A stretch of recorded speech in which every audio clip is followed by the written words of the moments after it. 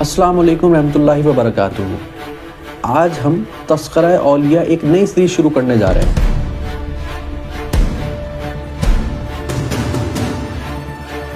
اور آج پہلی ویڈیو میں ہم ایک ایسے بزرگ کے بارے میں ڈسکس کریں گے جن کا آپ دیکھیں گے کہ اللہ تعالیٰ کی طرف سے بہت خصوصی انعامات آپ کو ملے ہیں، اور آپ صوفیزم کے اندر اور بالخصوص سلسلہ چشتیہ کے اندر کافی حد تک ایک مرکزی حیثیت رکھتے ہیں، جن کا نام ہے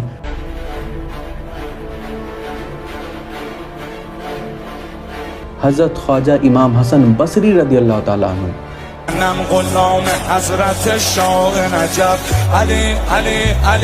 اگر آپ کی کنیت کی بات کی جائے تو آپ ابو سعید اور بعض حوالوں سے ملتا ہے کہ ابو محمد کنیت سے آتے ہیں۔ آپ کے والد کا نام حضرت یسار تھا اور آپ کی والدہ کا نام بی بی خیرہ ہے۔ آپ کے پیدائش کے حوالے سے بات کی جائے، آپ کی پیدائش حضرت عمر فاروق رضی اللہ تعالیٰ عنہ کے دور میں ہوئی ہے۔ آپ کو اللہ تعالیٰ کی طرف سے 5 خصوصی انعامات ملے۔ میں تو ان کو انعامات کہوں گا کیونکہ یہ کوئی عام چیزیں نہیں تھیں اور محض اتفاق نہیں تھے، جس میں سے پہلا انعام تھا کہ آپ اکابر تابعین میں سے تھے۔ دوسرا انعام، اور جو بہت خوبصورت چیز تھی، کہ آپ کو حضور اکرم صلی اللہ تعالیٰ علیہ وسلم کے گھر سے بھی ایک نسبت حاصل ہے، وہ یہ کہ آپ کی والدہ بی بی یسرا جو حضرت ام سلمہ رضی اللہ تعالیٰ عنہ کی خادمہ تھی اور نبی کریم کے گھر میں خدمت انجام دیا کرتی تھی، جب حسن بصری گود میں ہوا کرتے تھے تو ان کو اپنی ساتھ نبی کریم کے گھر میں لے جایا کرتی تھی۔ اور اکثر ایسا ہوا کہ جب آپ کو بھوک لگا کرتی تو خود حضرت ام سلمہ رضی اللہ تعالیٰ عنہ آپ کو دودھ پلایا کرتی تھی۔ اب آپ نے دیکھا کہ تابعین تو ہیں ہی، نبی کریم کی نسبت بھی حاصل ہوئی، حضرت ابو بکر صدیق رضی اللہ تعالیٰ عنہ کی نسبت بھی حاصل ہوئی۔ اس کے بعد آپ کو حضرت عمر فاروق رضی اللہ تعالیٰ عنہ سے بھی ایک نسبت حاصل ہے، وہ یہ کہ پہلے تو آپ کی پیدائش حضرت عمر فاروق کے دور خلافت میں ہوئی، اور جب آپ پیدا ہوئے تو آپ کو حضرت عمر فاروق کے پاس لے جایا گیا۔ جب حضرت عمر فاروق رضی اللہ تعالیٰ عنہ نے اس چھوٹے سے بچے کو دیکھا تو آپ نے اپنے ہاتھ سے ایک کھجور لی اور اس کا شیرہ آپ کے منہ میں نچوڑ دیا، اور اس کے بعد آپ نے حضرت حسن بصری رضی اللہ تعالیٰ عنہ کو دیکھ کر فرمایا کہ یہ بچہ بے حد حسین اور معجبین ہے، اور اسی وجہ سے میں اس کا نام حسن رکھتا ہوں۔ تو یہاں سے آپ کا نام حسن کہا گیا۔ ان نسبتوں کے بعد آپ کو سب سے عظیم نسبت بھی حاصل ہے، وہ یہ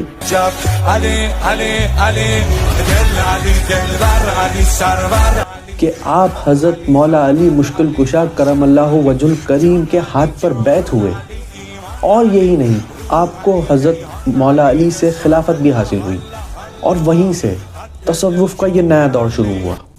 اور ایک اس میں خاص بات بھی ہے، آپ جب مولا علی کے ہاتھ پر بیعت ہوئے تو آپ کی عمر محض 14 سال تھی۔ تو یہ کچھ نسبتیں تھیں جو حضرت حسن بصری رضی اللہ تعالیٰ عنہ کو اور اولیاء کرام کے کمپیریزن میں بہت اسپیشل بنا دیتی ہے۔ اب جب حضرت خواجہ حسن بصری حضرت علی کے ہاتھ پر بیعت ہو گئے تو آپ مدینہ شریف سے ہجرت کر کے بصرہ چلے جاتے ہیں، اور وہاں پر وعظ کا سلسلہ شروع کرتے ہیں، کیونکہ تاریخ میں لکھا جاتا ہے کہ آپ بہت خوبصورت انداز میں وعظ یعنی سپیچ دیا کرتے تھے اور درس دیا کرتے تھے، اور آپ کا انداز بیان نہایت ہی خوبصورت تھا۔ اور جس وقت آپ وعظ کیا کرتے تھے تو ہزارہ لوگ آپ کے وعظ میں بیٹھا کرتے تھے اور دل لگا کر آپ کی باتوں کو سنا کرتے تھے، جس کی وجہ سے کئی لوگوں کو ہدایات ملتی تھی، کئی لوگوں کی اصلاح بھی ہوا کرتی تھی، اور اللہ کی طرف رجوع ہوا کرتے تھے۔ اب جب وعظ کی بات آ گئی ہے تو مجھے ایک بہت خوبصورت واقعہ حضرت حسن بصری کے حوالے سے یاد آ رہا ہے۔ ایک مرتبہ کیا ہوا کہ مولا علی بصرہ آ گئے،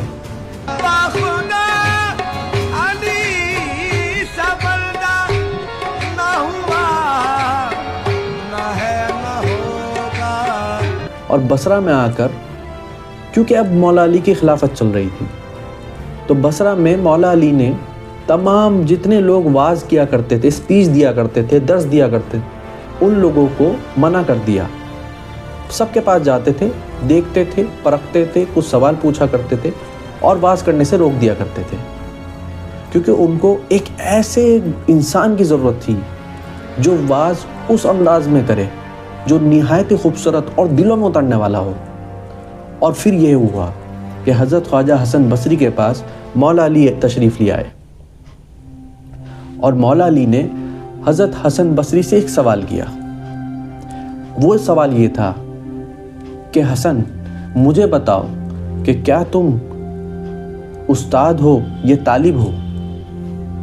تو حضرت خواجہ حسن بصری نے بہت خوبصورت جواب دیا۔ حضرت خواجہ حسن بصری نے کہا کہ نہ تو میں استاد ہوں نہ میں طالب ہوں، میں کچھ نہیں ہوں، مجھے تو جو کچھ نبی کریم سے سیکھنے کو ملتا ہے، ان کے احادیث سے سیکھنے کو ملا ہے، میں تو صرف اس کو آگے بڑھانا چاہتا ہوں۔ یہ جواب سن کر مولا علی کو بہت خوشی ہوئی اور آپ نے بصرہ کے اندر صرف حضرت حسن بصری کو واعظ کرنے کی اجازت دی۔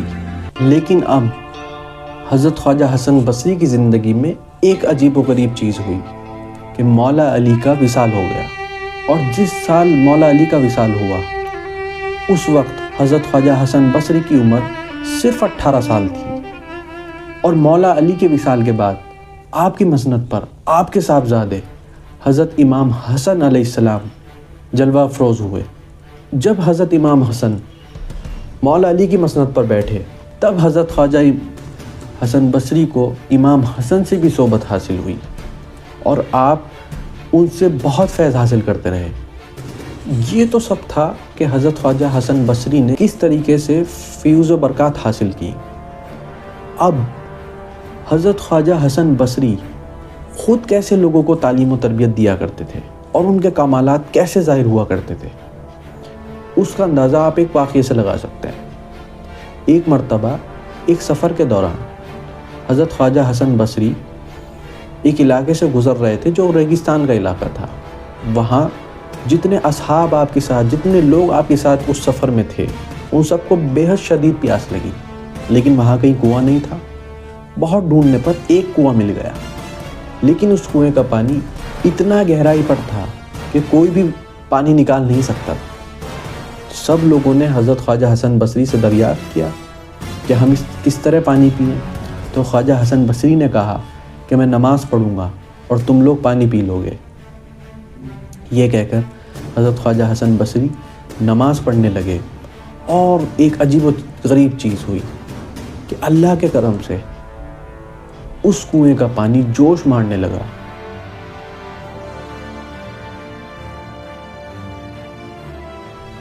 اور زمین کی سطح تک آ کر لگ گیا۔ سب لوگوں نے پانی پیتے رہے۔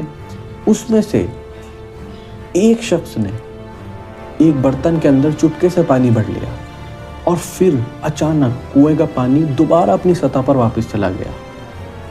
سب گھبرا گئے۔ اتنے میں خواجہ حسن بصری کی نماز پوری ہوئی، انہوں نے سلام پھیرا، اور انہوں نے اس پانی کو چپکے سے بھرنے والے انسان سے دریافت کیا، کیا تمہیں اللہ پر توکل نہیں ہے کہ تم نے چپکے سے اس پانی کو لے لیا اس خیال سے کہ کہیں پانی ختم نہ ہو جائے اور میں سٹور کر لوں؟ تو اس طریقے سے انہوں نے یہ تعلیم دینے کی کوشش کی کہ ہر حال میں اللہ پر توکل رکھنا چاہیے، اور یہی اہل صوفیہ کا اور تصوف کا اہم درس ہے۔ اس کے بعد تقریباً 89 سال کی عمر میں، یعنی 89 کی عمر میں 5 محرم 111 ہجری میں آپ کا وصال ہوا، اور کچھ روایات میں ملتا ہے کہ 1 رجب 110 ہجری میں آپ کا وصال ہوا۔ بصرہ سے کچھ فاصلے پر آپ کا مزار آج بھی موجود ہے۔ آپ کے خلفاء کی اگر بات کریں تو آپ کے 5 جید خلفاء ہیں، جن میں آپ کے خلیفہ اول حضرت خواجہ عبد الواحد بن زید رضی اللہ تعالیٰ عنہ ہیں، جن کے بارے میں آپ اگلی ویڈیو میں جانیں گے۔ بہت شکریہ۔ اللہ حافظ۔